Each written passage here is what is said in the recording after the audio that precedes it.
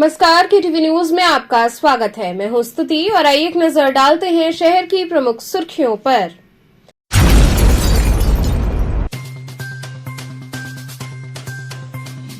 ज्ञानवापी प्रकरण से जुड़े मामले में हुई सुनवाई। 17 व 21 जनवरी को नियत हुई अगली तारीख।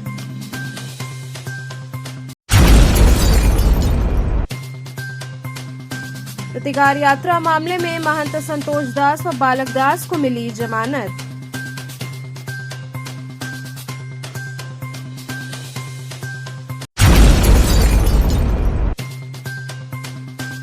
टाउन हॉल से निकाली गई मां मंगला गौरी की भव्य शोभा यात्रा।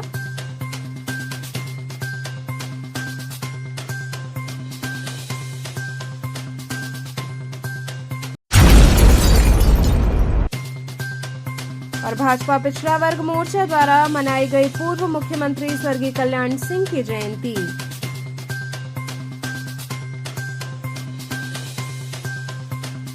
और अब खबरें विस्तार से। ज्ञानवापी प्रकरण से जुड़े मामले में हुई सुनवाई में 17 व 21 जनवरी को अगली तिथि नियत की गई।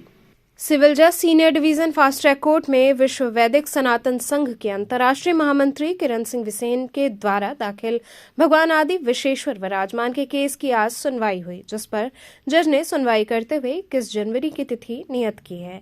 किरण सिंह की याचिका के माध्यम से ज्ञानवापी परिसर हिंदुओं को सौंपने, ज्ञानवापी परिसर में मुस्लिमों का प्रवेश रोकने और वहां मिले कथित शिवलिंग की पूजा का अधिकार मांगा गया है। पर्यावरणविद प्रभु नारायण की ओर से दाखिल प्रार्थना पत्र पर भी आज अदालत में सुनवाई हुई, जिस पर कोर्ट ने सुनवाई की अगली तारीख 17 जनवरी नियत की है।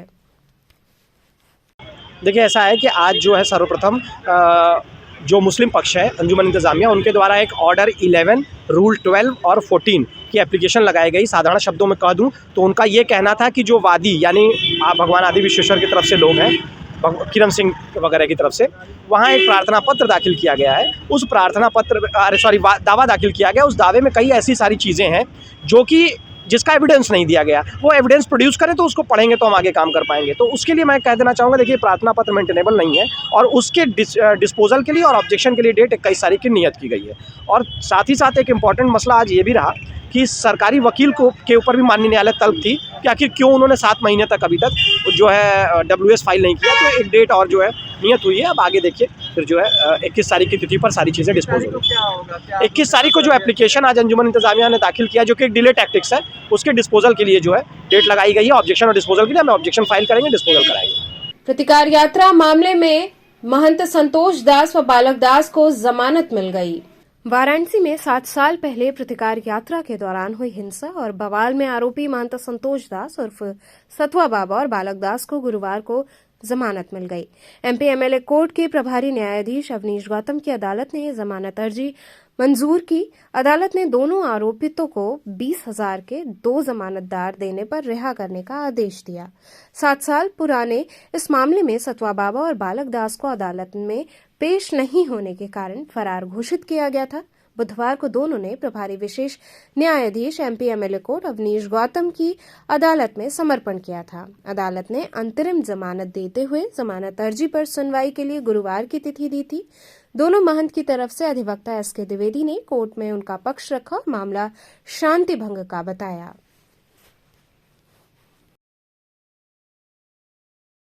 अगर बात की जाए तो आज जमानत मिली है महामंडलेश्वर बालक दास और संतोष दास को। क्या इस मामले में जमानत मिली है और क्या बंद पत्र वगैरह क्या लगे जमानत?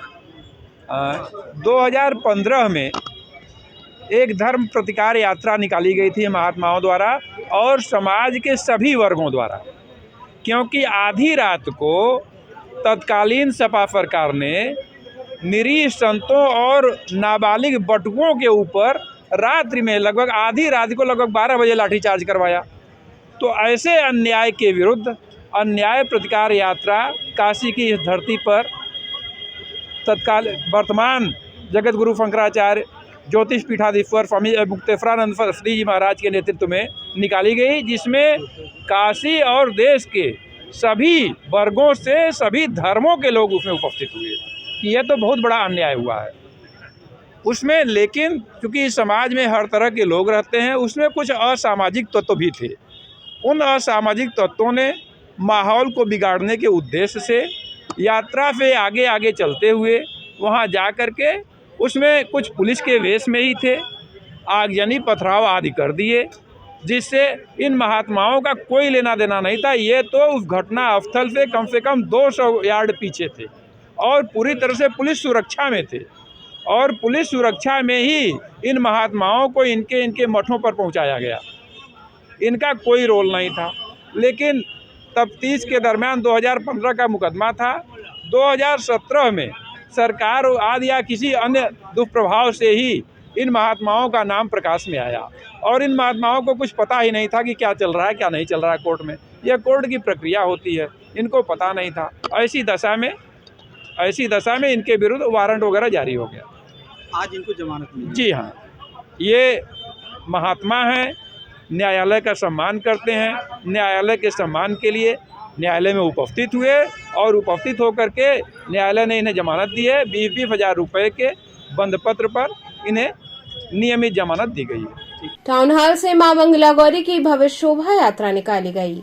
पौष माह के शुक्ल पक्ष की चतुर्दशी पर प्रतिवर्ष की भांति इस वर्ष भी माता मंगला गौरी की भव्य शोभा यात्रा मैदान स्थित टाउन हॉल से निकाली गई। इस अवसर पर मां मंगला गौरी के विग्रह को सुसज्जित पालकी में विराजमान कराया गया। इसके बाद उनकी भव्य आरती की गई। इस अवसर पर शोभा यात्रा में शामिल सभी लोग पारंपरिक परिधानों में मौजूद रहे, वहीं महिलाएं सिर पर कलश लिए चल रही थीं। इसके साथ ही शोभा यात्रा में विभिन्न देवी देवताओं के स्वरूप शामिल रहे, जो सभी के आकर्षण का केंद्र रहे। शोभा यात्रा जिन भी मार्गों से होकर गुजरी, पूरा वातावरण भक्तिमय हो गया। हर ओर मां मंगला गौरी की जय और हर हर महादेव का उद्घोष गूंजता रहा। शोभा यात्रा टाउन हॉल से प्रारंभ होकर विभिन्न मार्गों से होते हुए मंगला गौरी मंदिर पहुंचकर समाप्त हुई। इस दौरान नारायण गुरु, नरेंद्र पांडे, दीपक पांडे, गिरीश पांडे सहित बड़ी संख्या में भक्त शामिल रहे। चलते रहिए। चलते रहिए।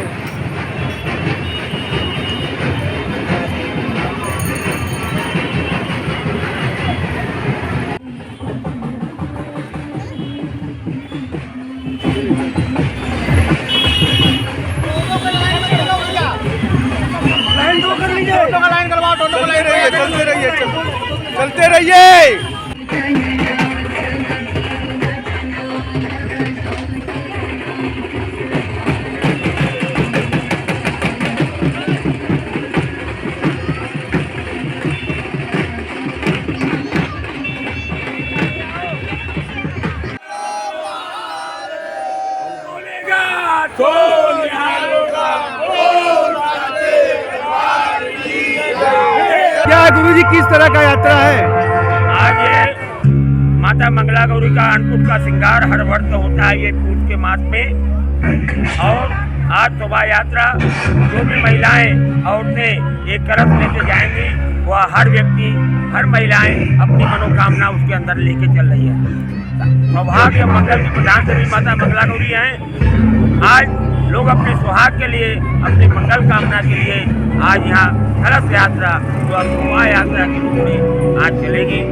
ये मैदागिन होते हुए खुला नारा से होते हुए आगे 8 भैरव नदी बजाते हुए और चौकप्पा देते हुए रामघाट चलते हुए मंगला गौरी। भाजपा पिछड़ा वर्ग मोर्चा द्वारा पूर्व मुख्यमंत्री स्वर्गीय कल्याण सिंह की जयंती मनाई गई। नई सड़क स्थित कुदे चौकी पर भारतीय जनता पार्टी पिछड़ा वर्ग मोर्चा काशी क्षेत्र द्वारा पिछड़ा वर्ग मोर्चा काशी क्षेत्र उपाध्यक्ष अनूप जायसवाल के नेतृत्व में राम मंदिर आंदोलन के नायक तथा देश के पिछड़ा वर्ग के सर्वोच्च नेता स्वर्गीय कल्याण सिंह की जयंती धूमधाम से मनाई गई।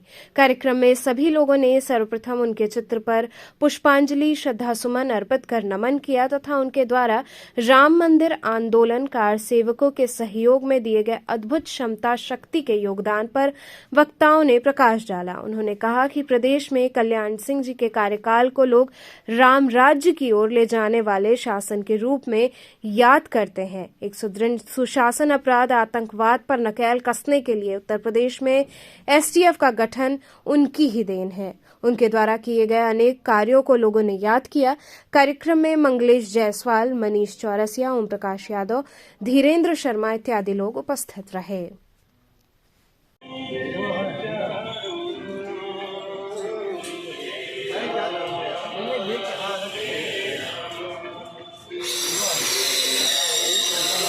आज हम सब अपने श्रद्धेय हिंदू हृदय सम्राट उत्तर प्रदेश के पूर्व मुख्यमंत्री और राजस्थान तथा हिमाचल के गवर्नर रह चुके आदरणीय कल्याण सिंह जी के जन्म दिवस के अवसर पर हम सब ने गीता मंदिर गेट पर उनको माल्यार्पण पुष्पांजलि करके नमन किया है। ये एक ऐसे राजनेता के रूप में माननीय कल्याण सिंह जी जाने जाते हैं जिन्होंने भगवान श्री राम के जन्मभूमि के आंदोलन में अपने मुख्यमंत्री की कुर्सी को लात मार करके सरकार को कुर्बान करके उन्होंने उस आंदोलन में सहयोग किया था और एकदम छाती ठोक करके कहते थे कि अगर ये ढांचा गिरा है तो उसका जिम्मेदार मैं हूँ, इसके लिए कोई अधिकारी दोषी नहीं है।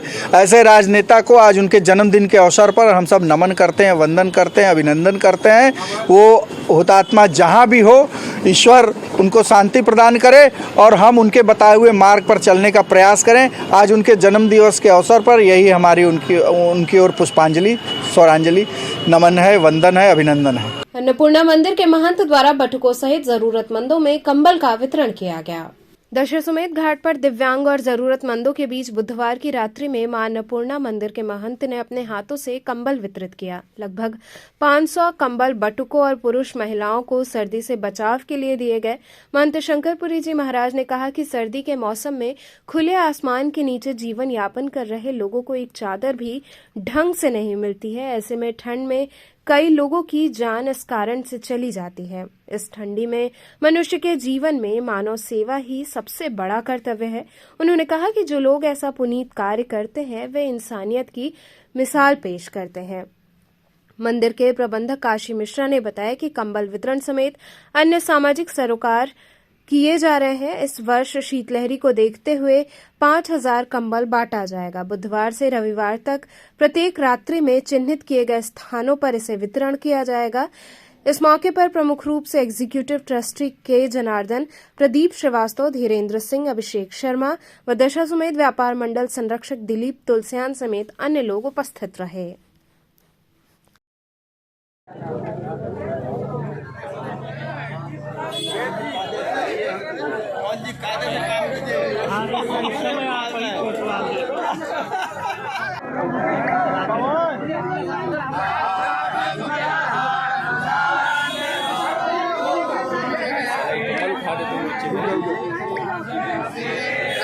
किस तरह का कंबल बांटा गया है?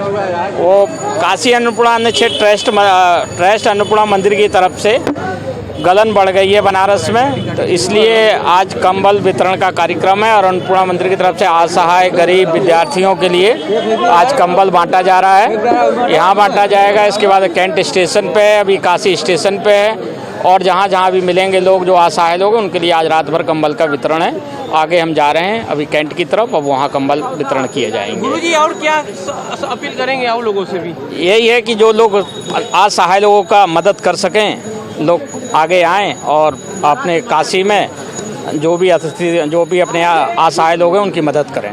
गुरुजी और मां अन्नपूर्णा से भी किस तरह का? मां अन्नपूर्णा की तो कृपा है ही है, भोजन बांट ही रही है, लोगों की सहायता कर ही रही है। अभी आज कंबल कार्यक्रम में वितरण है, फिर जैसे जहाँ जरूरत पड़ेगी वहाँ बांटा जाएगा। आज कितने कंबल आप बांटे हैं दशाश्वमेध क्षेत्र में? अभी लगभग यहाँ 200 से 250 कंबल बांटे गए हैं। हाँ। आगे जाके और दूसरे पड़ावों पे फिर बांटा जाएगा। कहाँ बांटेंगे? अभी कैंट स्टेशन पे बांटेंगे, काठी स्टेशन पे बांटेंगे और रेलवे ब्रिजों के नीचे जहाँ भी हमको असहाय नजर आएंगे वहाँ आज रात भर कंबल बांटेंगे। एक बात कहे जाती, आप कोई भी संस्था इस तरह से आपकी संस्था आगे बढ़े तो क्या करना चाहेंगे? नहीं, हम लगभग 1000 कंबल आज बांट रहे हैं आज रात भर में और बांट डालेंगे। जिन जिनको ज़रूरत है उनको दिया जाएगा और कहीं हमारे पास और भी सूचनाएं आती हैं तो उनको भी कंबल दिए जाएंगे। लगभग एक हफ्ते तक जैसे कोई संस्कृत का विद्यार्थी है, कोई ब्राह्मण है, कहीं उसको आवश्यकता है तो हमारे पास सूचना भेजेगा तो निश्चित उसके घर तक कंबल भिजवाया जाएगा। यहाँ रुकेंगे एक छोटे से ब्रेक के लिए, आप बने रहिए KTV के साथ।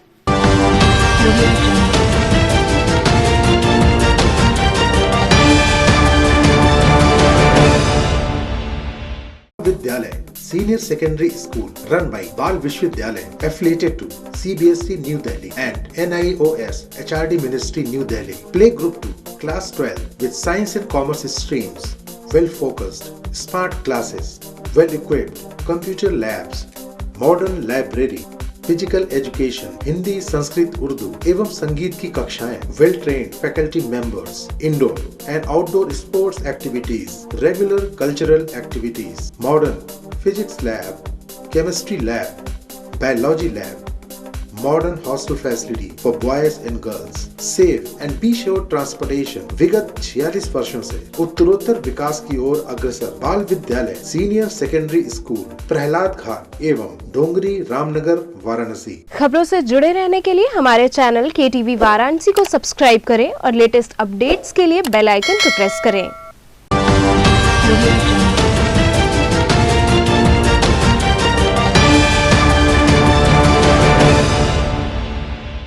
ब्रेक के बाद आपका स्वागत है। नागरिक सुरक्षा की ओर से बांसफाटक क्षेत्र में अलाव की व्यवस्था की गई। नागरिक सुरक्षा पोस्ट 6 चौक द्वारा हर वर्ष की तरह इस वर्ष भी इस कड़ाके की ठंड में बांसफाटक के विभिन्न स्थानों में अलाव जलाया गया। पोस्ट वार्डन विमल कुमार त्रिपाठी ने बताया कि हर वर्ष की तरह हम लोग 14 जनवरी तक बांसफाटक के विभिन्न स्थानों में अलाव की व्यवस्था करेंगे। बांसफाटक में इस समय काफी संख्या में दर्शनार्थी बाबा के दर्शन को जाते हैं और ड्यूटी में पुलिसकर्मी लगे रहते हैं। इसके साथ ही अलाव की व्यवस्था होने से सड़कों पर घूम रहे जानवरों को भी राहत मिलती है। इस मौके पर निधि देव अग्रवाल, पवन पांडे, भुवन नारायण सिंह, रंजन चटर्जी, देव मनोज अग्रवाल इत्यादि लोग शामिल रहे। ये तो इतना है कि लोग कांप रहे हैं, पूरा लोगों का हार्ट कांप जा रहा है जिसको कहा जाए। इसको देखते हुए हर वर्ष के भांति इस वर्ष भी नागरिक सुरक्षा पोस्ट नंबर 6 बांसफाटक के विभिन्न स्थानों पे अलाव का इंतजाम किया है, जिससे कि दर्शनार्थी जो है बाबा भोले का दर्शन करने जा रहे हैं और हमारे जो जीव जंतु हैं, गाय हैं, कुत्ते हैं, उनको इस अलाव से फ़ायदा हो सके। और लगातार आपकी संस्था आगे काम करी और लोगों को क्या कहेंगे आप? और ये हमारा जो है अलाव का कार्यक्रम 14 जनवरी मकर संक्रांति तक चलेगा। हम चाहेंगे सभी जितने भी समाज सेवी लोग हैं वे इस कड़ाके की ठंड में आगे आएँ, गरीबों को कंबल और अलाव का इंतजाम करवाएं। विमल जी, देखा जाए नगर निगम के द्वारा कहीं अलाव नहीं चल रहा है, इस पर आप क्या कहेंगे? जहाँ तक हमने देखा है गदौलिया से चौक तक में अभी तक तो कहीं अलाव का इंतजाम नहीं हुआ। इसको देखते हुए हम लोगों ने सोचा कि प्रतिदिन हम लोग रात के समय बांसफाटक के विभिन्न स्थानों पर अलाव का इंतजाम करें। तेज सर्द हवाएं चलने से 3 दिन बाद निकली धूप भी बेअसर दिखी। काशी में 3 दिन के कोहरे के बाद गुरुवार को निकली गुनगुनी धूप ने ठंड से कांप रहे लोगों को थोड़ी राहत दी। सुबह घना कोहरा छाया रहा, दृश्यता काफी कम रही, लेकिन धूप निकलते ही कोहरा छट गया। लोग धूप सेकने के लिए घरों से निकलकर घाटों पर पहुंच गए। लगा जैसे जनजीवन पटरी पर लौट आया हो। पिछले 3 दिन के अंदर भगवान भास्कर ने अपना दर्शन तक लोगों को नहीं दिया था। बहुत कम समय के लिए धूप निकली थी, लेकिन सर्द हवाएं चलने से धूप बेअसर दिखाई दी। सर्द हवा चलने से गलन के कारण लोग ठिठुरते नजर आए। जी, अंग्रेजी नववर्ष शुरू होते ही मुझे लगा भाई सूर्य भगवान ने एकदम आँख मूंद लिए थे, और चूंकि आज पहली बार इतनी धूप निकली है तो बहुत राहत है। और मैं चाहूँगा कि भाई प्रतिदिन हम लोगों को अब इसी तरह भगवान के दर्शन होते रहे। धन्यवाद। क्या धूप निकलने के कारण भीड़ भाड़ भी बढ़ गई है 80 घाट पे जो है जिस तरह से? हाँ भाई, घाटों पे धूप लेने के लिए तो भाई तमाम लोग हैं इस समय। तो मुझे लगता है छतों पे चाहे बाहर सड़कों पे लोग अब धूप ले रहे होंगे और उन्हें बहुत ही राहत महसूस हो रहा होगा, क्योंकि ठंड बहुत बढ़ गई है इन 2-3 दिनों से। वाराणसी स्वर्णकार व्यापार मंडल द्वारा पुलिस कमिश्नर को ज्ञापन सौंपा गया। वाराणसी स्वर्णकार व्यापार मंडल के प्रतिनिधि मंडल ने पुलिस कमिश्नर को ज्ञापन सौंपा। व्यापारियों ने कहा कि पुलिस कमिश्नरेट वाराणसी के अंतर्गत थाना क्षेत्र के अलग अलग बाजारों में सराफा व्यवसायियों संग हुई लूट व चोरी की घटनाओं से व्यवसायियों के मन में असुरक्षा की भावना व्याप्त है। सराफा व्यवसायियों के साथ हुई घटनाओं के मामले में पुलिस द्वारा माल बरामदगी न होना प्रशासन की कार्यप्रणाली पर भी सवालिया निशान खड़ा करता है। उन्होंने कहा कि किसी तरह से अपने परिवार का जीविकोपार्जन करने वाले व्यवसायियों को उनका चोरी किया गया माल वापस नहीं मिलता है तो उत्तर प्रदेश स्वर्णकार संघ व वाराणसी स्वर्णकार व्यापार मंडल तथा जिले के संपूर्ण स्वर्णकार संगठन उग्र आंदोलन हेतु बाध्य होंगे। आज पूर्व के दिनों में स्वर्ण व्यवसायियों के साथ चोरी छिनैती की घटना से स्वर्ण व्यवसायी त्रस्त हैं, जिस संदर्भ में आज हम लोग पुलिस कमिश्नर साहब से मुलाकात करने गए और हम लोगों ने सारी बात उनके सामने रखा है। किस तरह से आश्वासन यही दिया है कि हमने अजगरा चौकी को सस्पेंड कर दिए हैं और चौबेपुर इंस्पेक्टर को लाइन हाजिर कर दिया। तो लेकिन लाइन हाजिर और सस्पेंड करना हम लोग के लिए मुद्दा नहीं है। सबसे बड़ी मुद्दा ये है कि हमारे स्वर्ण व्यवसायी जिसकी चोरी और छिनैती हो चुकी है, उसके पास एक रत्ती भी सोना चांदी नहीं बचा, वो जीवन यापन कैसे करेगा। हमें माल बरामदगी की ज़रूरत है, मुझे सस्पेंड और ट्रांसफ़र की ज़रूरत नहीं है। पूर्व के दिनों में लोग ट्रांसफ़र कर देते थे और नया अधिकारी आता था, आश्वासन देता था कि जांच कर रहे हैं, लेकिन उसको ठंडे बस्ते में धीरे धीरे डाले। लेकिन अब स्वर्ण व्यवसायी जग चुके हैं और उसको ठंडा नहीं होने देंगे। क्रमवार हम लोग करते रहेंगे, कहीं खुलासा नहीं हो तो बड़ा धनार्थ होने के लिए हम लोग बाध्य होंगे। अस्सी घाट पर दशम पंचतीर्थम संगीतमय सुंदरकांड पाठ परिक्रमा समारोह आयोजित हुआ। अस्सी घाट पर दशम पंचतीर्थ संगीतमय सुंदरकांड पाठ परिक्रमा समारोह 2023 का आयोजन किया गया। पंडित प्रेम प्रकाश दुबे के भजन एवं सुंदरकांड के गायन से श्रोता मंत्रमुग्ध हो गए। इस दौरान घाट पर पहुंचे लोगों ने पंडित प्रेम प्रकाश के सुर में सुर मिलाते हुए सुंदरकांड का पाठ किया। सुंदरकांड के पाठ से वातावरण भक्तिमय हो गया। इस पंचतीर्थ परिक्रमा के माध्यम से पारंपरिक प्रेम, राष्ट्रभक्ति एवं सांस्कृतिक चेतना को लोगों में जगाया जाए, यही भाव मन में लेकर 2014 से पंचतीर्थ प्रयागराज, काशी, अयोध्या, नैमिषारण्य एवं चित्रकूट परिक्रमा का कार्यक्रम शुरू किया गया। साथ ही इस यात्रा को पंडित जी ने निर्मल गंगा, विरल गंगा एवं स्वच्छ भारत अभियान से भी जोड़ा है।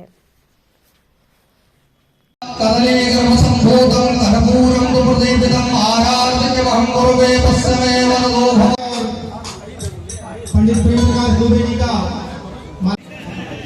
आदरणीय फतेह नारायण पाठक जी हम लोग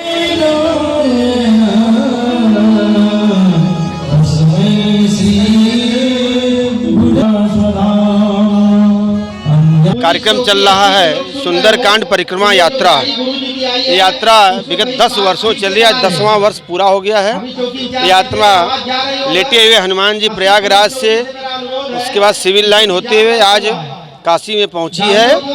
पंडित प्रेम प्रकाश दुबे जी अपनी टीम के साथ संगीत में सुंदरकांड हनुमान जी को सुनाते हैं। आज यहाँ पर माँ गंगा के गोद में बैठ करके हम लोग आज वहीं सुंदरकांड का पाठ करेंगे। भजन संध्या होगी, उसके बाद आरती का कार्यक्रम होगा। ये यात्रा जो अनवरत चलती रही है 10 सालों से, यहाँ से बजतुआ सुल्तानपुर होते हुए, अयोध्या होते हुए, नैमिषारण होते हुए, फिर लखनऊ कानपुर होते हुए और चित्रकूट होकर के फिर इसका समापन किया जाता है। बहुत ही लोक कल्याण के लिए, माँ गंगा के अविरल निर्मल करने के लिए यात्रा किया जा रहा है। मैं सभी काशीवासियों के, क्षेत्रवासियों के उत्तम स्वास्थ्य, उनके उज्जवल भविष्य की मंगल कामना करता हूं। आइए हम सभी लोग मिलकर के इस यात्रा को सफल बनाएं। ये आयोजन पिछले 10 वर्षों से चल रहा है, ये 10वां वर्ष है और लोक कल्याण के लिए स्वच्छ काशी सुंदर काशी की परिकल्पना को लेकर के सर्वे भवन्तु सुखिनः सर्वे सन्तु निरामया की सोच से पंडित प्रेम प्रकाश दुबे जी इस तीर्थ यात्रा को निकालते हैं। जो उत्तर प्रदेश के प्रसिद्ध हनुमान मंदिर है वहाँ पे जाते हैं। ये टोटल यात्रा 12 से 14 दिन की होती है। ये तीसरा पड़ाव है काशी में। प्रतिवर्ष हम लोग करते हैं सिर्फ और सिर्फ स्वच्छ काशी सुंदर काशी, माँ गंगा की अविरलता और निर्मलता के संकल्प को लेकर के लोक कल्याण के लिए हम प्रार्थना करते हैं हनुमान जी महाराज से कि सभी स्वच्छ रहें, स्वस्थ रहें, प्रसन्न रहें। यही हम सबका उद्देश्य और यही हम सबका कामना रहता है। सवर्ण आर्मी के वर्ष 2023 के कैलेंडर का विमोचन हुआ। सवर्ण आर्मी के राष्ट्रीय अध्यक्ष सर्वेश पांडे, राष्ट्रीय महासचिव ठाकुर शिवम ने सवर्ण आर्मी 2023 के कैलेंडर का विमोचन किया। कार्यक्रम की अध्यक्षता सवर्ण आर्मी के प्रदेश महासचिव सूरज प्रसाद चौबे ने की। उपस्थित सवर्ण समाज के लोगों को संबोधित करते हुए राष्ट्रीय अध्यक्ष सर्वेश पांडे ने कहा कि सवर्ण समाज आज राजनीति के निचले स्तर पर है, हर तरह से उपेक्षित है। सवर्ण समाज के नेता जो राजनीतिक दल में है, न तो दल से न ही दल के बाहर समाज की बात करते हैं। हमें खुद संगठित होकर समाज के लिए काम करना है। विमोचन कार्यक्रम में भदोही जिला अध्यक्ष विजय तिवारी, महासचिव प्रभाकर पांडे, सुल्तानपुर से शिव प्रकाश मिश्र, चंदौली से वीके तिवारी, वाराणसी के जिला अध्यक्ष मुकेश पांडे के अलावा अधिवक्ता व समाज सेवी उपस्थित रहे। हमारा एक संगठन है सौड़ आर्मी, तो हमारे संगठन की तरफ से संगठन का कैलेंडर लॉन्च किया गया है। आज उसी का विमोचन था। स्वर्ण आर्मी किस क्षेत्र में काम करेगी? ये स्वर्ण आर्मी स्वर्ण जो जनरल कैटेगरी है, अपर कास्ट, उसके लिए कार्य कर रही है। ऐसी क्या मजबूरी आ गई है कि जिस तरीके से स्वर्ण जातियों के लिए आप अलग से लड़ाई लड़ रहे हैं? मजबूरियां बहुत हैं। लगातार 70 साल से सौर समाज का उत्पीड़न हो रहा है। सौर समाज के हक और अधिकार को मानने का काम किया जा रहा है। इस देश में कहा तो जा रहा है कि जाति, धर्म, लिंग, भाषा के आधार पर कोई भेदभाव नहीं किया जाएगा, लेकिन इस देश में जितनी भी नौकरी है, सुविधा है, यहाँ तक पंचायत के चुनाव में, विधानसभा, लोकसभा के चुनाव में सीटें भी आरक्षित जाति के आधार पर ही की जा रही हैं। और ये जातीय जो भेदभाव है, ये हमें बिल्कुल बर्दाश्त नहीं है। इसीलिए हम लोग सौर समाज को जगाने का और उनको जागरूक करके इन सब चीज़ों के खिलाफ काम करने के लिए काम कर रहे हैं। सबसे ज़्यादा स्वर्ण जाति को आरक्षण मिलता है, फिर भी आपको दिक्कत है? सौर समाज को कोई आरक्षण नहीं मिलता है। 100% सीटों में 50% सीटें एक विशेष जाति समुदाय के लिए आरक्षित हैं। बाकी बची 50% सीटें, जिसमें 10% आरक्षण जो है आर्थिक रूप से पिछड़े हुए सामान्य वर्ग के लिए है, बल्कि 40% अन्य रिजर्व सीटें हैं। उसमें दलित भी फाइट करेगा, ओबीसी भी फाइट करेगा, वो किसी के लिए भी रिजर्व नहीं है। तो सौर के लिए कोई रिजर्वेशन नहीं है। केंद्र और प्रदेश में भाजपा की सरकार है, इससे आपको नहीं लगता है कि स्वर्ण समाज से एकदम सुखमय है? इस देश में जितनी भी सरकारें आई हैं, सब वही दलित पिछड़ा कर रही हैं। किसी ने भी सौर समाज के लिए काम नहीं किया है। अगर ये सरकार सौरणों की होती, तो जब दीपक मिश्रा ने इस कोर्ट में स्टेटमेंट दिया था कि सुप्रीम कोर्ट में कि SC/ST एक्ट में जांच होगी, जांच के बाद गिरफ्तारी होगी, तो मोदी जी उसमें कानून लेकर के ना आते। अभी हाई कोर्ट का फैसला आया, OBC आरक्षण को रद्द करके तुरंत निकाय का चुनाव करवाया जाए। तुरंत उन्होंने कहा नहीं, मैं चाहे इसके लिए सुप्रीम कोर्ट जाऊंगा, लेकिन OBC आरक्षण लागू करूंगा। तो किस आधार, ये किसी भी आधार पर हमारे हित में काम नहीं कर रहे हैं। आए दिन दलितों के ऊपर अत्याचार होता जाता है, स्वर्ण जातियों के अत्याचार किसी जाति का नहीं, व्यक्ति का होता है। वो व्यक्ति किसी भी जाति का हो सकता है। जिस तरीके से हाथरस में अगर एक दलित लड़की के साथ रेप होता है, वो अत्याचार है, तो उसी प्रकार से अम्बेडकर नगर में 13 साल की ब्राह्मण लड़की के साथ रेप करके हत्या कर दी जाती है। सुल्तानपुर में 14 साल की ब्राह्मण लड़की के साथ हत्या कर दी जाती है। लेकिन यह दुर्भाग्य है कि इस देश की कोई भी मीडिया, कोई भी नेता उसको नहीं उठाते हैं और ये चीज़ें आप तक नहीं पहुँच पाती हैं, इसलिए आप उस पर क्वेश्चन नहीं पूछ पाते हैं। तो चलते चलते पुनः एक नजर डालते हैं शहर की प्रमुख सुर्खियों पर।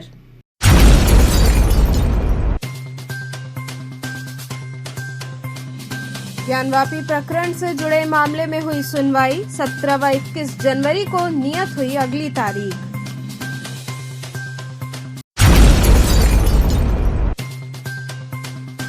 प्रतिकार यात्रा मामले में महंत संतोष दास व बालक दास को मिली जमानत।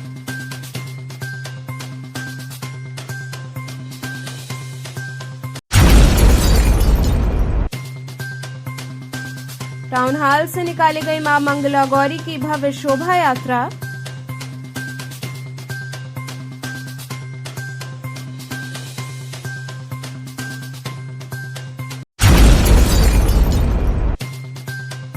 और भाजपा पिछड़ा वर्ग मोर्चा द्वारा मनाई गई पूर्व मुख्यमंत्री स्वर्गीय कल्याण सिंह की जयंती।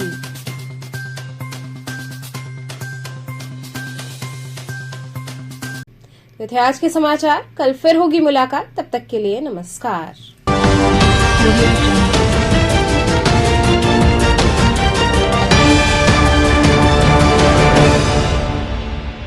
खबरों से जुड़े रहने के लिए हमारे चैनल KTV वाराणसी को सब्सक्राइब करें और लेटेस्ट अपडेट्स के लिए बेल आइकन को प्रेस करें।